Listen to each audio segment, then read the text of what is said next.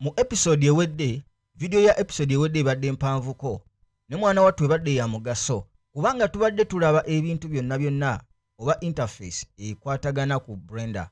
So olunaku olwaleero tugenda kuyiga engeri gye tusobola okuselectingamu ebintu mu Blender n'engeri gye tusobola okubitransformingamu okubiwa shapes ez'enjawulo. So katugende mu maaso. Bwe tuba twagala okuselectinga ekintu kyonna mu Blender, ojja n'okiselectingako bw'oti ng'onyiga left click y'engeri gy'oselectinga ebintu. So engeri gy'oselectinga ebintu mwana wattu osobola okunyiga left click. Bw'oba oyagala okuselectinga ebintu byonna ebiri mu scene yo osobola okunyiga letter A ku keyboard yo. So wena nyiga A ojja kulaba nti no eselectinze ebintu byonna. Bw'oba oyagala okuselectinga ekintu ekisukka mu kimu osobola okunyiga ekyo, osobola okusooka n'ekintu ekimu n'olemezaako shift ku keyboard yo n'oselectinga ekintu ekyokubiri, ekyokusatu paka byonna by'oba oyagadde. So okunyiga shift osobola okuselectinga ekintu ekisukka mu kimu. Woba tolina kyoyagala kuselectinga osobola okunyiga wabbali mwana wattu byonna n'obidiselectinga. Eno selection eno esoose eno gye bayita tweak selection. Ki tweak osobola okuselectinga ekintu kimu ku kimu. Ne mwana wattu tulina selections ez'enjawulo. Singa tugenda ku kano akabonero akasooka, olemezaako omukono munda mulimu obubonero obuwerako. Era akabonero akasooka ke bayita tweak selection. Ne waliwo ne kye bayita select box oba box selection. Singa tujja wano ku box selection, tuselectinga box selection, nti osobola okujja wano mu viewport yo n'okuba box bw'oti n'oba ng'osobola okuselectinga ebintu byonna ebiri munda mu kabox ako k'oba okubye. Ekyo kye bayita box selection. So then era mulimu ne selecting endala gye bayita lasso selection. Yino ojja kujja wano okuba bukubi akalaso bwe katyo like this. Nti buli kintu kyonna ky'oba olasolinze mwana wattu kigenda kubeera munda mu selection. Naye ebiseera ebisinga ngenda kubeera nga nkozesa box selection eno bweti kubanga egye singa okunyanguyira nnyo okamala. Nekisinzira gwe selection ebe ekwanguyidde. Naye njagala weetegereze nti bw'oselectinga ekintu ekisukka mu kimu, for example nti selectinze ebintu bibino bisatu, njagala weetegereze nti kino kyensembye okuselectinga kala yaakyo erimu brighter, orange waakyo alimu brighter, ate bino biri a little bit dim, era n'olaba nti no kala yaabyo ekyuka. Kino kiba kikulaga nti no kino kyensembyeyo mwana wattu okuselectinga era kyekina kala eno, kyekina highlight ono afaanana bw'ati. So then ekirala tuyize engeri y'okuselectingamu. Naye njagala tuyige ne modi ez'enjawulo. Ekyokulabirako singa mbeera ne cubes bbiri, ekyokulabirako nga zino bwe ziri naye endala yegenze mu ginnaayo, waliwo then endala mods tuyize engeri y'okuselectinga naye twagala tulabe ne mods endala. So waliwo kye bayita mods ez'enjawulo. Eno modi gye tulabiramu ebintu bagiyita solid mode. Bagiyita solid mode. Naye osobola mwana wattu okukyusa mods endala. Ekyokulabirako nti no bwe njagala kuselectinga cube eno eri emabega, sometimes eyinza okuntawaanya, eyinza okuba yeekwese mu ginnaayo. Naye mba nina okukyusa mode. For example nezira mu mode endala nga gye bayita wireframe mode eri wano waggulu. So singa tuginyigako bunyizi ndozo olaba nsobola okulaba cube, nsobola okuselectinga eno cube, ate mwana wattu muno munda nsobola n'okuselectinga cube eri endala egye bayita wireframe mode. Oba osobola okunyiga letter Z ku keyboard yo, onyiga letter Z era ekuleetera modes zino ndozo olaba. Wano waliwo kye bayita wireframe mode, waliwo kye bayita rendered mode, solid mode ne material mode. So kakati ebyo tubiyize. Then nabagambye nti no waliwo kye bayita editing modes ez'enjawulo. Waliwo kye bayita editing mode ez'enjawulo.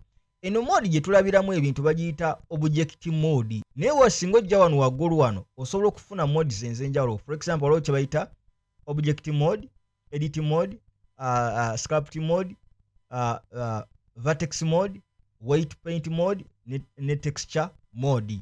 So zino modes mwana wattu za njawulo. Naye nga tetunagenda ku modes ezo, njagala tusooke tutegeere kino. So kaakati ssaawa zino twagala tutegeere engeri y'okubeera nga tusobola okutransformingamu ebintu. Okutransforminga ebintu mba ntegeeza ki? Ekintu okukijja mu kifo ekimu okukiteeka mu kifo ekirala, oba okukikyusa size, okukijja mu size ekibaddemu, either okukikendeeza oba okukigeza, either okukikyusa oba okukiwunzika, kye bayita transformations. So njagala weetegereze buno obubonero. Wano waliwo obubonero buno twabulabyeko mu interface. neko ke kaseera mwana wattu tubeere nga tutandika okubeera nga tubukozesa.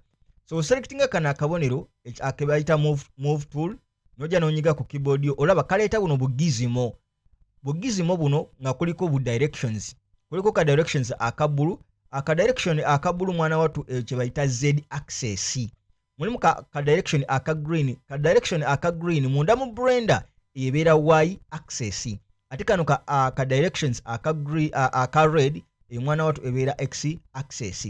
Buno bu direction bukuyambako, for example nti cube yange wemba njagala kugitambuliza wano, olaba ntino kana akabonero kanyamba okubeera nga nsobola okugitambuliza awo oba okitegeera. Then kana aka z kasobola okuginyamba okubeera nga nsobola ogitambuliza waggulu ne wansi, tukitegeera ekyo. Then kana aka x era mwana wattu ensonga yemu bwetyo, so tukitegedde. Naye era tulina ne shortcut, osobola okunyiga letter G ku keyboard yo, onyiga letter G ku keyboard yo mwana wattu osobola okutambuza ewantu wonna wonna w'oba oyagadde. Olaba just butambuza mouse yange nekwata cube nebeera nga etambuza. So oba oyagala okudda mu kifo kyo w'obadde osobola okunyiga alt G, cube yo nedda mu origin webadde, tukitegedde ekyo. Naye era njagala wetegereze nti ate waliwo engeri y'obubaati buno, bu plane buno oba obulaba buno bu plane bukusobola okuyamba nti no, for example oba oyagala kumuvinga object yo ku z ne y, osobola okunyikwata kano ka plate no movinga ku z ne y, kitegedde ekyo. Then oba oyagala kumuvinga ku x ne y, era osobola okukwata kano no movinga ku x ne y, bwe kityo mwana wattu bwe kikola. So eyo modi tugirabye, oba transformation tool eyo method tugirabye. Then waliwo ne kye bayita rotation oba okwetolooza object yo. Oba oyagala okwetolooza object yo, waliwo kana akabonero akasobola okutuyamba okwetolooza object yaffe. Singa nkanyigako era mwana wattu olaba nti gizimo yange oba akabonero kange mwana wattu kakyuse. So kati kana akabonero kakuyamba era kakulaga nti nosobola okwetolooza ku x, ku z ne ku y. So nja kwata kano ka y, olaba nti no cube yange ejja kusobola okwetoloolera awo bwetyo, tukitegedde ekyo. Era sobola n'okukwata kano akabonero neneetoloola bwenti. Naye njagala wetegereze nti no waliwo obubonero buwerako, waliwo kana aka white kakuyamba okwetoloola freely oba ku kye bayita world access. Then waliwo kana akabonero kano aka highlightinga ko kakuyamba okumuvinga like anywhere oba kitegeera. Ate buno bubonero mwana wattu bwo bukuyamba okurotatinga ku access emu bwetyo nga woba ogirabye. So ngenda kunyiga out R okudda mu kye bayita reset, okuresettinga cube yange mu rotation. Ekyo mwana wattu njagala tukige. Naye ate era wonyiga R osobola okurotatinga mwana wattu mu mbeera zonna nga oli free, kye bayita free rotation, wonyiga letter R. Naye ekyokulabirako nti wemba njagala kurotatinga, nsobola okukozesa shortcuts zokka nga njagala okurotatinga ku x yokka, sobola okunyiga RX, kiba kitegeeza nti ngenda kurotatinga ku x yokka, oba nsobola okunyiga, oba nga nkyali mu rotation sobola n'okunyiga y, olaba nkyusizaawo n'enzira mu y, oba nsobola okunyiga z n'enkyusizaawo n'enzira mwana wattu mu z. So tools mwana wattu nyangu nnyo okamala. Era kye kimu ne ku move oba kitegeera. For example ntino nsobola okunyiga G, wemba njagala kumuvinga ku z kokka, olaba ntino eri constraint yokka nti sobola okumuvinga ku z yokka.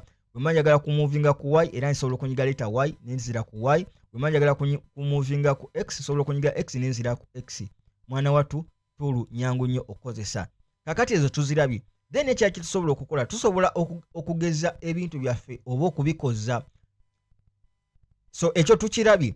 Mwana wattu nekira kye tusobola okukola, tusobola okugeza object yaffe. So akabonero akascalinga oba akageza kekano. So singa nkanyigako wano era olaba nti no sawa zino akabonero kankalina engeri kakyuse nti buno obuntu buno bufaanananga nabo bu cube oba obulaba ku z ne ku y ne ku x. So singa nzija wano ku z kokka, olaba nti no nsobola okugeza ku z kokka. Singa ngenda ku y nsobola okugeza ku y kokka. Singa ngenda ku x era nsobola okukola mwana wattu kye kimu. Naye wemba njagala ku resettinga scale yange, nsobola okunyiga alt S okuscalinga skero yange. Ate we manja njagala kusikiringa ekintu kyonna nsobola okugenda wabbali nsobola okuselectingako cube yange nenyiga kana akabonero akali wabweru kano kasaka kawaita akali wabweru ne kascalinga cube yonna we manja njagala kuscalinga gundi yange mwana wattu nsobola okunyiga kana akabonero ne kascalinga cube yonna. Era ne buno bubonero twabulabye buno plate bwe kitegeeza nti osobola okuscalinga osobola okuscalinga ku Z ne ku Y. So singa kanyiga ko laba nti tuscalinga ku Z ne ku Y. So mwana wattu byebyo betubadde tulina okutegeera mu eno episode. Mbadde nkusaba subscribinga gwe yakajja osharinge okomentinge wekiba kisoboka uyite n'emikwano gyo. Amanya gange bampita Alimu Mutyaba oba abangi bamanyinga Alimu Graphy. Ngenda kubeera nga mbalaba mu episode egenda okubeera ng'eddako. Mwana wattu episode egenda okubeera ng'eddako egenda kubeera nyimpi nnyo. Tugenda kuba tuyiga ku edit mode. Mubeere bulungi mweraba.